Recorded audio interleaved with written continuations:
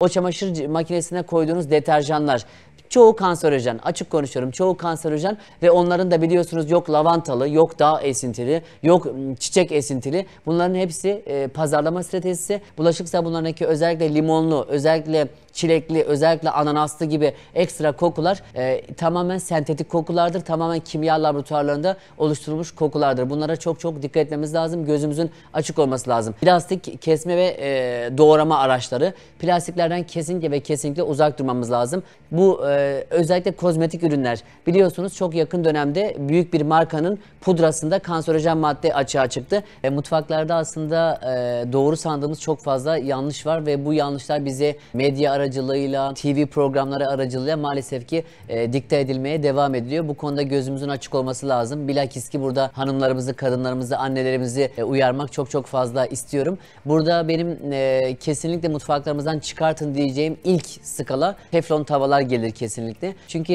teflon tavaların çıkış noktası aslında savaşın çıkma noktası. Özellikle Birinci Dünya Savaşı ile birlikte savaş malzemesi satan, ellerini ovuşturan kimya sektörü, bomba sektörü, savaş malzemesi sektörü çok fazla bir kar elde etmeye başladı. Ve bunun devamında biliyorsunuz ki İkinci Dünya Savaşı. İkinci Dünya Savaşı ile de birlikte aslında bu tap noktasına ulaştı. Ama bu savaş malzemesi satan insanların tahmin edemedikleri bir gelişme oldu. İkinci Dünya Savaşı onların kafasındaki eleme binaen çok daha yavaş bir dönemde bitti. Ve bu savaş esnasında patlayıcı, bomba, işte büyük bir yankı uyandıran cihazlar, büyük hasar veren cihazlar, bunların hepsinin ana malzemesi teflondan geliyor aslında. Tef kısmı ve flon kısmı, bu ikisinin zaten birleşimiyle de malum büyük bir marka var. Bu aslında patlayıcı bir madde olarak tasarlandı. Bu tasarıyı yapan, bu malzemeler üreten şirketlerin tahmin ettiğinden daha erken savaşın bitmesiyle ABD'nin devreye girmesi, belli bir barış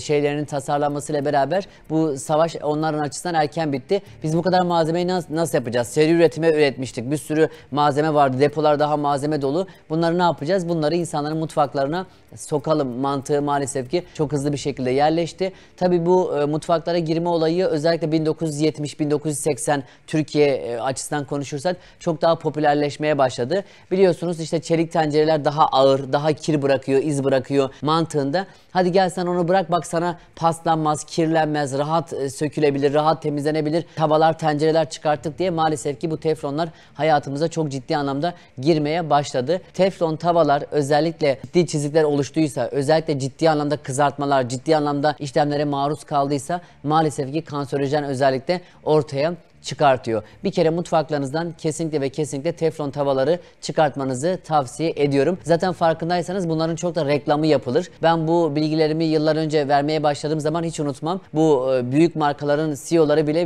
bile beni Instagram'dan takibi almıştı. Acaba bugün bizim markamızı hedef gösterecek mi tarzında. O yüzden lütfen bunlara insanlar akıllarını başına alsın diyorum. Yemek yapayım derken kendilerini kanserojen hale getirmesinler. Yediklerimize, içtiklerimize de bu anlamda mutlaka ve mutlaka dikkat etmemiz gerekiyor. Teflonlar yerine ne kullanalım? Bütün insanların kafasındaki sorulardan bir tanesi. Demir emaye kullanabilirsiniz. Çelik kullanabilirsiniz.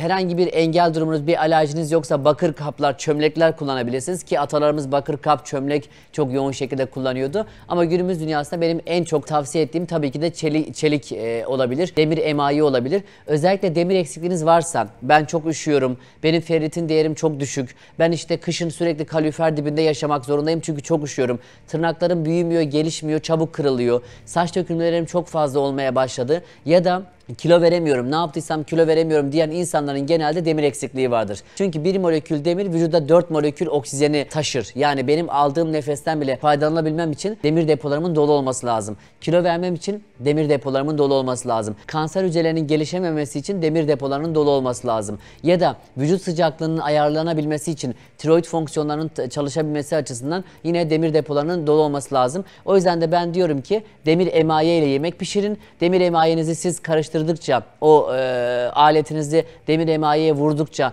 tencere içerisinde karıştırma yaptıkça demir de karışır yemeklerinizde. Bu anlamda demir eksikliğiniz açısından da harika bir şey olur. Benim ikinci gördüğüm en riskli noktalar kesinlikle ve kesinlikle bu bulaşık sabunları, bulaşık süngerleri, aromalı kimyasallar, bunlar çok riskli. İşte limon kokuyor, çilek kokuyor. O kokular hep sentetik. Onun içerisinde çileğin ç'si yok. Limonun l'si yok. Yok, yağları çözüyor. Yağları çözmesinin sebebi tamamen içindeki kimyasallardan kaynaklı. Bulaşık sabunlarına çok dikkat etmemiz lazım. Bulaşık sabunlarındaki özellikle limonlu, özellikle çilekli, özellikle ananaslı gibi ekstra kokular tamamen sentetik kokulardır. Tamamen kimya laboratuvarlarında oluşturulmuş kokulardır. Bunlara çok dikkat etmemiz lazım. Gözümüzün açık olması lazım. Etiket bilgisinde mümkünse su renginde olanlara bakın. Ben bugün suyumu getirdim. Benim evimde kullanmış olduğum bulaşık sabunu da aynı bu renktedir. Herhangi bir renk içermez. Herhangi bir koku içermez. Renk varsa, koku varsa, ekstra içerisinde bir şeyler varsa o maalesef ki sentetiktir. Kimse sizin bulaşık sabununuzun içerisinde limon falan koymaz. Bunlara lütfen inanmayın. Bunlardan lütfen uzak duracaksınız. Burnunuza solumayacaksınız bunları kullanıyorsanız da. Ve en önemli nokta, mutfaklarınızda bunları ağzı açık şekilde bırakmayacaksınız. Bazen görüyorum, misafirliğe gidiyorum. Bulaşık sabunu ağzı açık kalmış. Güneş de vuruyor. Saatlerce ağzı açık. Bunlar ortama proton salarlar. Artı yüklü vücudumuza asit yapacak, vücudumuzu hastalandıracak protonlar salarlar. Bunlar kimyevi maddelerdir ve bu protonlar biriktikçe tansiyon, baş ağrısı, diyabet, kanserleşme, Alzheimer, bağırsak hastalıkları gibi riskleri arttırırlar. Ne kadar proton yükü artarsa, bu proton yükü farklı ürünlerde de var, deterjanlar gibi, bunları anlatacağım birazdan. O kadar hastalanmaya doğru yatkınlığımız artar. Diğer bir konu plastik kesme ve doğrama araçları. Plastiklerden kesinlikle uzak durmamız lazım. Hatta Yeni Zelanda'da ve İngiltere'de şöyle bir araştırma yapıldı. Farklı araştırmalar. Bıçak darbesi yedikçe yaklaşık olarak 2700 tane mikroplastik gıdalarımıza bulaşıyor. Tahta da kullanmayın, ahşap da önermiyorum. Cam kullanmanızda fayda var. Et mi doğrayacaksınız, ekmek mi doğrayacaksınız, salata mı doğrayacaksınız? Mutlaka cam olması gerekiyor. Plastiklere vurduğunuz her bıçak darbesiyle beraber maalesef ki o nanopartikül plastikler de vücudumuza girmiş oluyor. Ve bu plastikleri vücudumuz tanımadığı için, plastik yemeye alışkın olmadığımız için ve bunları sindirecek herhangi bir materyallerimiz olmadığı için de mitokondriyal disfonksiyon, yani mitokondrilerde hasar oluşturuyor. Bu anlamda da farklı sıkıntılar meydana getirebiliyor. Plastikleri önermiyorum. Tahtaları, ahşapları önermiyorum. Ahşap, tahta canlıdır. Ağaçtan elde edilir ve özellikle nem, su, rutubet gördüğü an maalesef ki bakteri sayısı, küf sayısı, mantar sayısı çok hızlı artabiliyor. Bir de annelerimizden şunu fark ediyorum. Bu çok yanlış bir uygulama. Bu tahtaları, ahşapları bulaşık makinesine atıyorlar. Çok yanlış. Bulaşık makinesindeki tüm o deterjanları, tüm o kalıntıları ahşap içine çeker. Diyelim ki evinizde ahşap kullanıyorsunuz, tahta kullanıyorsunuz. Onların temizliğini nasıl yapalım? Bir derin tencere içerisinde biraz sirke, biraz karbonat katarak, sirke ve karbonat, beyaz sirke katarak 5 dakika ile 10 dakika arasında kaynatabilirsiniz. Kaynattıktan sonra iyice bir kurulamanız lazım. İyice bir güneşin altında mümkünse kurulamanız lazım. Mutfak kısmında en çok diyeceğim şeylerden bir tanesi, mutfaktan tuvaletlere, banyolara geçmeden şunu da söylemek isterim. Gördüğüm en büyük yanlışlardan bir tanesi de çamaşır makinesinin mutfakta yer alması. Çamaşır makinesi çalıştıkça, çamaşır makinesinin kapağı açık kaldıkça, çamaşır makinesinin içerisine katılan o türlü markaların deterjanlarıyla birlikte maalesef ki kanserojen gıdalarda, kanserojen içeriklerde bedenimize nüfuz etmiş oluyor. Çamaşır makineniz mümkün mertebe banyoda olsun, çamaşır makineniz mümkün mertebe lavaboda olsun ama mutfakla bir işi olmasın. O çamaşır makinesine koyduğunuz deterjanlar çoğu kanserojen, açık konuşuyorum, çoğu kanserojen ve onların da biliyorsunuz yok lavantalı, yok dağ esintili, yok çiçek esintili. Bunların hepsi pazarlama stratejisi. Ekstra yok beyazlar için üretildi, yok renkler için üretildi, yok çiçekler için üretildi. Bunlara lütfen inanmayın. Ya da bebek deterjanları kullanabilirsiniz. Çocuk deterjanları kendi yetişkinler, insanlar için de kullanabilirsiniz. Peki bunlardaki riskler ne? Çamaşır makinesi çalıştıkça, salınım yaptıkça çamaşır makinesinden çıkan kokular, o etrafa yayılan proton yükleri maalesef ki egzama, sedef, astım gibi reaksiyonları arttırıyor. Hatta bazen şöyle şeyler görüyorum. İşte kişinin balkonu yok ya da şehir hayatlarında çamaşırlarını asacak yerleri yok. Uyduğu odaya askılık seriyor ve ona çamaşırlarını asıyor. İnsanlara sorun, nefesleri nasıl kesiliyor? Nasıl astım, alerjik reaksiyonları artıyor?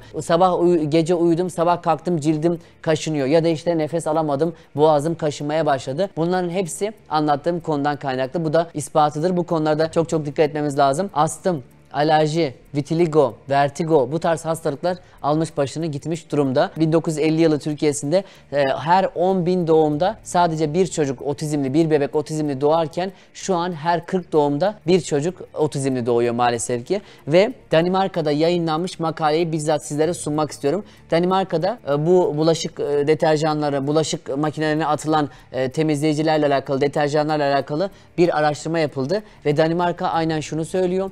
Bu deterjanlar çocuklarda, yetişkinlerde astım, egzama, sedef gibi reaksiyonları arttırıyor. Biz ne yapıyoruz? Oh çamaşırlarım mis gibi koktu, oh bulaşıklarım mis gibi koktu. Aslında mis gibi kokmuyor. O sorduğunuz şey tamamen ve tamamen kimyasal, kanserin kokusunu, alerjenlerin kokusunu içinize çöküyorsunuz. Bu konuda da dikkat etmek lazım. Diğer bir nokta da özellikle ülkemiz açısından banyo hijyeni. Banyolarımız hiç hijyenik değil maalesef ki. Bu özellikle kozmetik ürünler. Biliyorsunuz çok yakın dönemde büyük bir markanın pudrasında kanserojen madde açığa çıktı. Ve bu marka ne yapıyordu biliyor musunuz?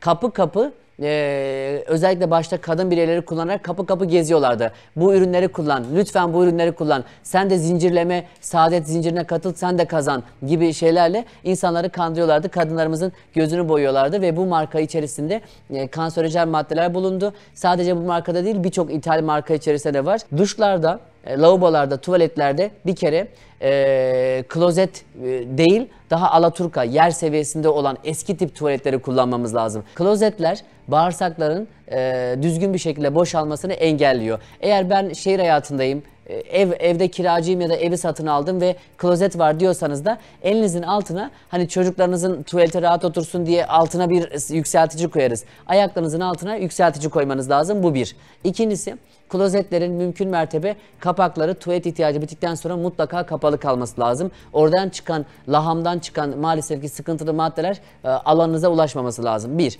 İkincisi diş fırçaları misvak olması lazım. Sentetik diş fırçaları, pamukçuk, iplikçik işte bu özellikle plastik diş fırçaları kullanmamanız lazım. Diş fırçaları başı açık kalmayacak. Diş fırçalarını hapsedeceksiniz. İster bir kutuya ister bir kapağa hapsedeceksiniz. Çünkü o tuvaletteki dışkıdan çıkan şeyler bu diş fırçalarına ya da kullanmış olduğunuz çamaşır suları, kullanmış olduğunuz kokulu deterjanlar, yüzey temizleyicileri diş fırçalarının tüylerine yapışıyor.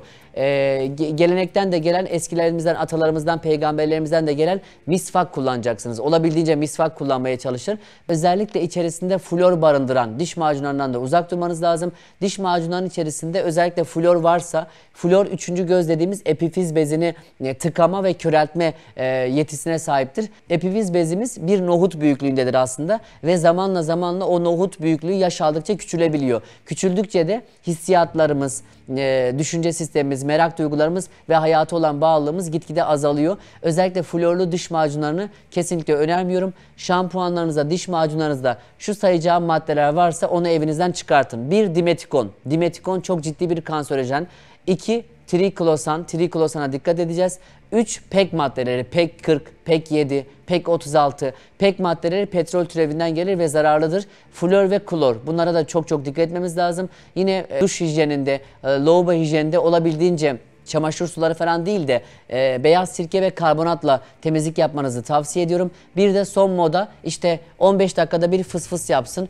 Yarım saatte bir aromalı koku salsın, çilek kokusu salsın. Bunları da lütfen vücutlarınızda kullanmayın. Bunları da olabildiğince lavabolarınıza koymayın. O sıkılan şeyler, ayarlanan şeyler hepsi sentetiktir, hepsi kimyasaldır. Hatta bu konuda Çin Cumhuriyeti'nde bir araştırma yapılmış. Lavabo ortamının, evdeki kapalı ortamının dışarıdaki havaya göre 15 kat daha kirli olduğu ortaya çıkmış. Lavabonuzda yapabileceğiniz en güzel şey lavabonuzu havalandırmak. Direkt dışarıyla bağlantısı olanlar dışarıyla havalandırsın. Bağlantısı olmayan da iyonizer cihaz alabilirsiniz. Hava temizleyici alabilirsiniz. Ya da yarım saat, 1 saat tüm pencereleri açık bırakarak tuvaletinizin de havasının değişmesine yardımcı olabilirsiniz. Bunlar fark etmeden yediğimiz goller, şampuanlar, sentetik diş macunları, sentetik kokular, çamaşır makinesinin mutfakta olması, mutfak ortamlarında kullanılan renkli temizleyiciler, bulaşık sabunları, bulaşık süngerleri bir insanın bütün bedeninden daha fazla bakteri içeriyor ve içerisine hapsediyor. Bulaşık süngerlerine de dikkat etsinler. Kabak lifi kullansınlar. Kabak lifi en güzel temizleyicidir ve tabii ki teflon tavalar, teflon tencereler, granitleri de önermiyorum. Bunun yanı sıra plastik doğrama ajanları, ahşap doğrama ajanları, bulaşık makinesine konan cihazlar ve kullanılan edevatlar Danimarka'daki çalışmada da gösterdiğimiz gibi bunlara çok dikkat etmemiz gerektiğini söyleyebilirim. Yok beyazlar için üretildi, yok renkler için üretildi, yok çiçekler için üretildi. Bunlara lütfen inanmayın. Ya da bebek deterjanları kullanabilirsiniz. Çocuk deterjanları kendi insanlar için de kullanabilirsiniz.